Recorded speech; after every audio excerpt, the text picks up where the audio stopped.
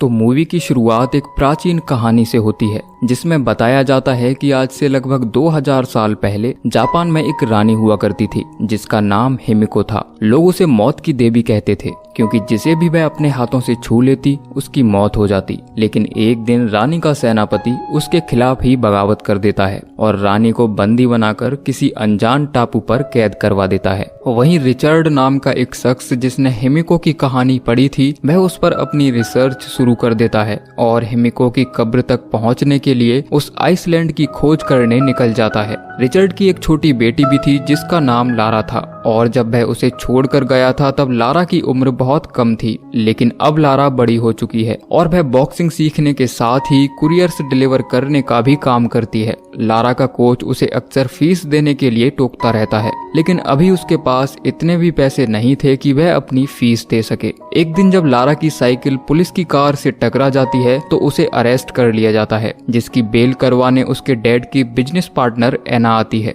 जो उसे अक्सर उन डॉक्यूमेंट्स पर साइन करने के लिए मनाती रहती थी जिन पर साइन करने के बाद वह अपने डैड की संपत्ति की मालिक बन जाएगी जो उसके डैड जाने से पहले उसके लिए छोड़कर गए थे। एना बताती है कि तुम्हारे डैड को गए हुए 7 साल बीत चुके हैं, तुम्हें अब मान लेना चाहिए कि वो अब लौट कर नहीं आएंगे। लेकिन लारा को आज भी यकीन है कि उसके डैड एक दिन उस जादुई टापू से जरूर वापस आएंगे, इसीलिए वह उन डॉक्यूमेंट्स पर साइन करने से मना कर देती है। तभी एना बताती है कि अगर तुमने उस प्रॉपर्टी को साइन नहीं किया तो कंपनी उसे बेच देगी और साथ ही उस घर को भी नीलाम कर दिया जाएगा जिसके साथ तुम्हारे बचपन की यादें जुड़ी हैं। लेकिन अपने पुराने घर को बचाने के लिए वह मजबूरन उन डॉक्यूमेंट्स पर साइन करने के लिए अगले दिन एना के ऑफिस पहुंच जाती है। इससे पहले कि वह उन डॉक्यूमेंट्स पर साइन करती वहां बैठा शख्स उसे एक जापानी पजल देता है जिसे उसके डैड यहाँ छोड़ कर गए थे। अब लारा उस पजल को सॉल्व करने लगती है और तभी अचानक से वह खुल जाती है जिसके अंदर लारा और उसके डैड की तस्वीर थी। साथ ही चाबी और एक नोट भी मिलता है जिस पर लिखा था the first letter from my final destination. अब लारा उन डॉक्यूमेंट्स को साइन किए बिना ही अपने पुराने घर चली जाती है और बॉल पर लिखे अपने डैड के नाम के पहले लेटर को प्रेस करती है और चाबी डालकर जैसे ही घुमाती है तो वहाँ एक सीक्रेट दरवाजा ओपन होता है जिसकी सीढ़ियां बेसमेंट में बने एक रूम तक जाती हैं।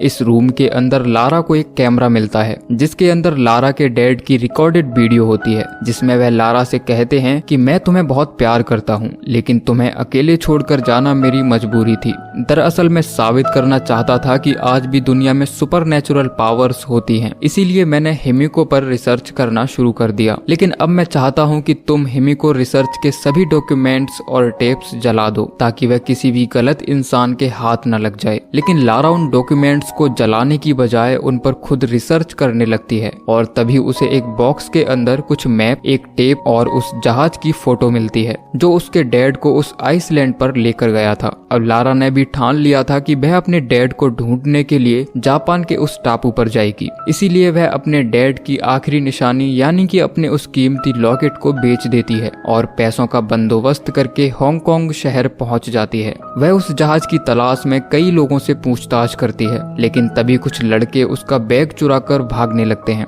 लेकिन लारा से पंगा लेना उन लड़कों के लिए भारी पड़ जाता है। वह उनका पीछा करती है और उन्हें पकड़कर बैग देने के लिए मजबूर कर देती है। तभी लारा को वह जहाज मिल जाता है जिसकी उसे तलाश थी। वह जहाज के कैप्टन लू रैन को वह नक्शा दिखाकर डेविस आइसलैंड पर चलने के लिए कहती है। पहले तो लू वहां जाने के लिए मना करता है क्योंकि आज से 7 साल पहले उसके पिता भी उसी आइसलैंड पर गए थे जो आज तक वापस नहीं लौटे। लेकिन लारा उसे जाने के लिए मना लेती है। अब वो दोनों उस मैप को फॉलो करते हुए आगे बढ़ते हैं। तभी लारा को अपने डैड की रिसर्च से पता चलता है कि कुछ और भी लोग हैं जो हिमिको की टॉम को खोजने में लगे हुए हैं। अब कई दिन का सफर तय करने के बाद ये लोग उस आइसलैंड के नजदीक पहुंच जाते हैं लेकिन यहाँ उनका सामना एक भयंकर तूफान से होता है जो उनके शिप को पूरी तरह तहस नहस कर देता है। इससे पहले कि उनका ये शिप डूब जाता वो दोनों जहाज से कूद जाते हैं और लारा तैरते हुए उस टापू तक पहुंच जाती है। लेकिन तभी कोई लारा के सर पर हमला करके उसे बेहोश कर देता है और जब अगले दिन लारा को होश आता है तो वह देखती है कि एक शख्स उसके सामने बैठा है। वह शख्स बताता है कि कि मेरा नाम बोगल है और मैं यहाँ पिछले कई सालों से टॉम को ढूंढ रहा हूँ। तभी लारा देखती है कि बोगल ने उसके बैग से वह डायरी निकाल ली है जिसमें उस टॉम का पता है। वह लारा से कहता है कि आज से 7 साल पहले जब तुम्हारे डैड इस टापू पर आए थे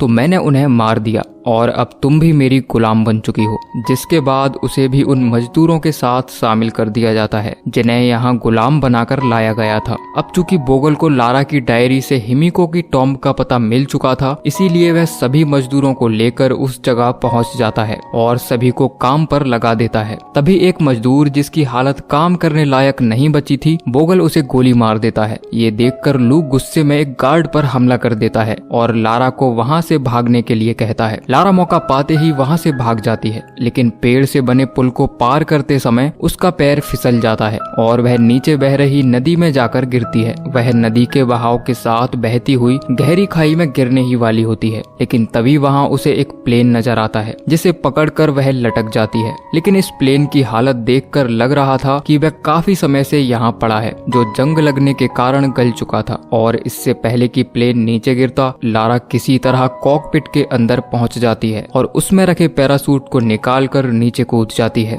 लेकिन पैरासूट खराब होने के कारण वह ठीक से लैंड नहीं कर पाती और पेड़ों से टकराते हुए जमीन पर आकर गिरती है। हालांकि उसकी जान तो बच जाती है, लेकिन वह काफी जख्मी हो चुकी थी। जब वह जंगल से बाहर आती है तो देखती है कि बीच पर उनके जहाज का मलबा हर तरफ फैला हुआ है, यानी कि यहाँ से भागने का उसके पास कोई रास्ता नहीं है। अब जब रात होने पर वह आराम कर रही होती है कि तभी एक ट्रिनिटी गार्ड उसे ढूंढते हुए वहाँ आ जाता है और उसे मारने की कोशिश करने लगता है।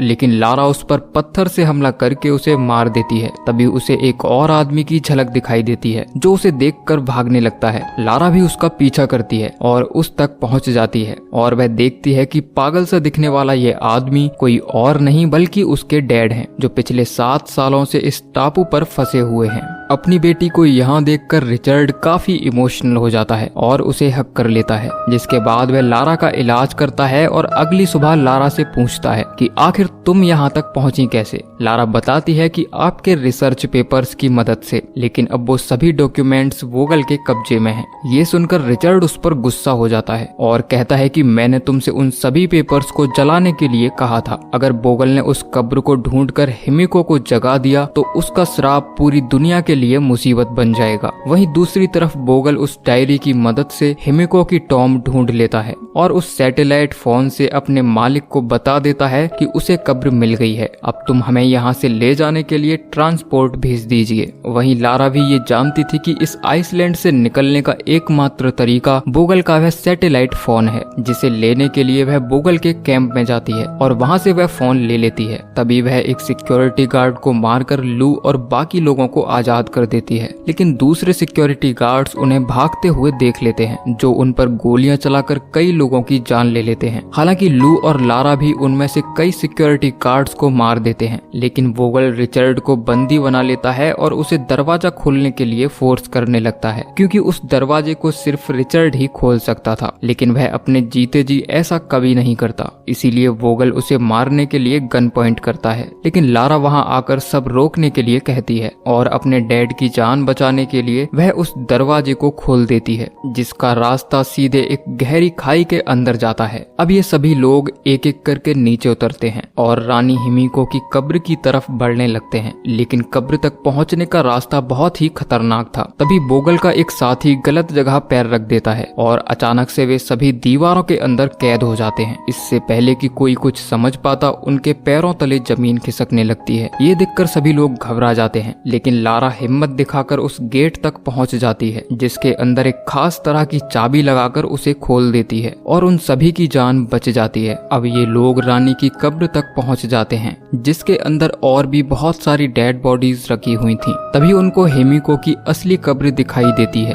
जिसे बोगल के लोग खोलने की कोशिश करते हैं, जिसके अंदर पिछले 2000 सालों से जादूगरनी हिमिको कैद थी। तभी लारा वहाँ की दीवारों पर बने चित्रों की मदद से समझती है कि हिमिको कोई जादूगरनी नहीं थी, बल्कि वह तो एक साधारण रानी हुआ करती थी जिसे कोई घातक बीमारी हो गई थी। इसीलिए वह जिसे भी छूती उस इंसान की मौत हो जाती। लेकिन रानी नहीं चाहती थी कि यह बीमारी बाकी लोगों में भी फैल जाए, इसीलिए उसने खुद को इस आइसलैंड पर कैद कर लिया। यानी कि ना तो वह कोई जादूगरनी थी और ना ही उसे यहाँ कोई कैद करके लाया था, बल्कि वह यहाँ तो अपनी मर्जी से आई थी। तभी बोगल का एक साथी जिसने हिमिको को छुआ था, उसके शरीर में इन्फेक्शन फैल जाता है और वह दर्द से बुरी तरह तड़पने लगता है। जिसे तड़पता देख बोगल उसे गोली मार देता है। लारा कहती है कि हमें इस बॉडी के साथ कोई छेड़छाड़ नहीं करनी चाहिए, लेकिन बोगल उसकी बात नहीं सुनता और वह उस बॉडी से एक उंगली काट कर अपनी पॉकेट में रख लेता है। लेकिन लारा और उसके डैड नहीं चाहते थे कि ये जानलेवा बीमारी कब्र से बाहर जाए, इसीलिए वो उन पर हमला कर देते हैं। लेकिन तभी बोगल का एक और इन्फेक्टेड साथी रिचर्ड पर हमला कर देता है, जिसके छूने से वह भी इन्फेक्टेड हो चुका था। ये देखकर लारा रोने लगती है। वह अपने पिता के पास आने की कोशिश करती है, लेकिन वो उसे दूर रहने के लिए कहते हैं, क्योंकि इन्फेक्शन का असर तेजी से उनकी बॉडी में बढ़ता ही जा रहा था। यानी कि अब उनका बच पाना नामुमकिन था। वह लारा से कहते हैं कि मैं हमेशा से तुम्हें बड़े होते हुए देखना चाहता था, लेकिन आज तुम्हें अपने सामने देखकर मुझे अब मरने का कोई अफसोस नहीं है। अब तुम मुझसे वादा करो कि बोगल को इस टॉम से बाहर नहीं जाने दोगी। जिसके बाद लारा अपने डैड की बात मानकर बोगल को रोकने के लिए उसका पीछा करती है और वहां लगी सीढ़ी को खाई में गिराकर आगे जाने का रास्ता ब्लॉक कर देती है। जिसके बाद उन दोनों के बीच काफी देर तक हैंड टू हैंड फाइट चलती है, लेकिन आखिर में लारा बोगल को हरा देती है और बोगल की पॉकेट से वह उंगली निकालकर उसके मुंह में डाल देती है। जिसके बाद वह भी इन्फेक्टेड हो जाता है, जिसे लारा किक मारकर खाई में गिरा देती है। वहीं रिचर्ड हिमिको की कब्र के साथ ही खुद को बॉम्ब से उड़ा लेता है, जिसके फटने से पहाड़ टूटने लगता है। अब लारा तेजी से एग्जिट डोर की तरफ भागने लगती है और वहां लटकी रस्सी की मदद से ऊपर चढ़ने की कोशिश करती है, लेकिन वह सुरंग पूरी तरह से बंद हो जाती है। वहीं धमाके की आवाज सुनकर लू और बाकी लोग भी यहाँ आ जाते हैं, जो लारा को खींचकर टॉम से बाहर निकाल लेते हैं और इस तरह उसकी जान बच जाती है। थोड़ी ही देर में एक हेलीकॉप्टर यहाँ आता है जिसे बोगल ने बुलाया था, लेकिन ये लोग पायलट को गन पॉइंट पर लेकर उसमें बैठ जाते हैं, जो उन्हें इस आइसलैंड से निकालकर शहर ले जाता है। वहीं अब लारा अपने घर यानी कि लंदन शहर पहुंचकर उन डॉक्यूमेंट्स पर साइन कर देती है और ऑफिशियली अपने डैड की प्रॉपर्टी की मालिक बन जाती है। तभी लिस्ट चेक करने पर उसे पता चलता है कि बोगल जिस कंपनी के लिए काम कर रहा था वह कंपनी एना की है, जो उसके डैड की बिजनेस पार्टनर थी और उसी ने हिमिको की टॉम ढूंढने के लिए बोगल को हायर किया था, ताकि वह सुपर नेचुरल पावर्स का इस्तेमाल अपने फायदे के लिए कर सके। लेकिन अब लारा को एना का सच पता चल जाता है और अब वह उनके साथ लड़ने का फैसला करती है और इसी के साथ ये मूवी एंड होती